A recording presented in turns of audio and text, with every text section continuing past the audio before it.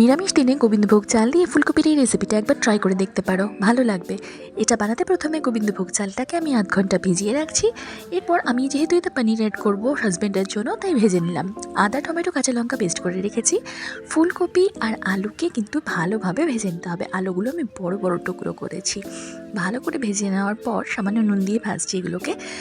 এরপরেতে তেজপাতা, শুকনো লঙ্কা, গোটা গরম মশলা ফোড়ন দিয়ে আদা টমেটোর কাঁচা লঙ্কার বাটাটা দিয়ে দিলাম। হলুদ গুঁড়ো দিচ্ছি, সামান্য কাশ্মীরি লঙ্কার গুঁড়ো দিচ্ছি এবং জিরের গুঁড়ো দিচ্ছি। ভালোভাবে কষিয়ে নিয়ে এতে বেশ কিছু মটরশুঁটি অ্যাড করছি।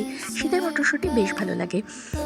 তারপর এতে গোবিন্দভোগ চালটা দিয়ে দিলাম। ভালোভাবে কষিয়ে নিয়ে আলু এবং ফুলকপি দুটোই দিয়ে ভালোভাবে নাড়াচাড়া করব।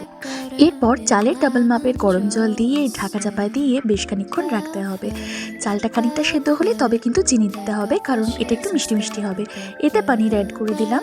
এরপর সামান্য চিনি আর গরম মশলা দিয়ে আরও খানিকক্ষণ ঢাকা দিয়ে রেখেছি। নামানোর আগে অবশ্যই ঘি দিয়ে নামিয়ে নাও। তোমরা চাইলে এটা শুধুও খেতে পারো।